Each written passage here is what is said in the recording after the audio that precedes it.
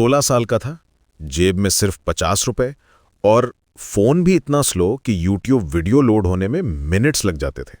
लेकिन सपना बिल्कुल क्लियर था, अपना पहला 1 लाख रुपीस कमाना। दोस्त गेम्स खेल रहे थे, मैं रातों को यूट्यूब पर डिजाइन और मार्केटिंग सीख रहा था। शुरुआत में तो लगता था जैसे कुछ होगा ही नहीं। पहले 2-3 महीने 1 रुपया भी नहीं कमाया। स्कूल में दोस्त हंसते थे, अरे यार तू क्या करेगा ऑनलाइन, पढ़ाई कर ले। कभी कभी लगता था कि सच में गलत रास्ते पर हूं, लेकिन रुका नहीं। हर रात उसी स्लो फोन पर ट्यूटोरियल्स देखता रहा, नोट्स बनाता रहा। फिर एक दिन सोचा कि इंस्टाग्राम पर एक छोटा पेज बनाऊं, सिंपल कोट्स और बेसिक डिजाइन्स डालने लगा। फोटोशॉप तो अफोर्ड नहीं कर सकता था, तो फ्री ऐप से काम चलाता था। धीरे धीरे फॉलोअर्स आने लगे, पहले 10, फिर 50, फिर 100। हर फॉलोअर मिलने पर लगता था जैसे कोई बड़ी जीत मिली हो। 3 महीने बाद एक दिन नोटिफिकेशन आई, एक डीएम। दिल की धड़कन तेज हो गई जब पढ़ा, हाय मेरे पेज के लिए कुछ डिजाइन्स बना सकते हो, 500 रुपीज दूंगा। उस मोमेंट का फीलिंग डिस्क्राइब करना मुश्किल है। पहली बार कोई मेरे काम के लिए पैसे देने को तैयार था। उस रात 3 बजे तक जाकर डिजाइन्स बनाए, हर डिटेल परफेक्ट करना चाहता था।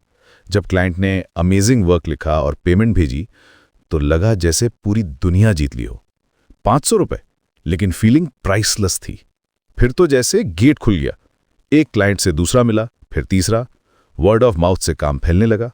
कभी एग्जाम्स के बीच में, कभी रात के 3 बजे काम करता रहा। फ्रेंड्स पार्टी कर रहे होते थे, मैं लैपटॉप पर डिजाइन्स बना रहा होता था। फैमिली भी कभी कभी कहती थी, इतना स्ट्रेस क्यों लेता है, एंजॉय भी कर। लेकिन मुझे पता था कि ये मेरा टाइम है। हर क्लाइंट के साथ कॉन्फिडेंस बढ़ता जा रहा था। 10-12 रेगुलर क्लाइंट्स हो गए थे, कुछ मंथली रिटेनर भी देने लगे थे। स्लोली रेट्स भी बढ़ाने लगा, 500 से 1000, फिर 1500 पर प्रोजेक्ट। चौथे महीने का आखिरी दिन था। फोन में बैंकिंग ऐप खोली और बैलेंस चेक किया। स्क्रीन पर नंबर देखकर आंखें भर आईं। 1,02,300 रुपीज। टारगेट क्रॉस हो गया था। उस मोमेंट में रियलाइज हुआ कि ये सिर्फ पैसों की बात नहीं थी। उस दिन पैसा नहीं, खुद पर भरोसा जीता था। 16 साल की उम्र में सीखा था कि ड्रीम्स सिर्फ सोने के लिए नहीं होते, उन्हें पूरा करने के लिए होते हैं। जब सब कह रहे थे नहीं हो सकता, तब भी काम करते रहना, यही तो असली जीत थी। आज जब भी कोई यंग एंटरप्रेन्योर मिलता है तो यही कहता हूं कि रिसोर्सेज की कमी एक्सक्यूज नहीं है, बल्कि मोटिवेशन है।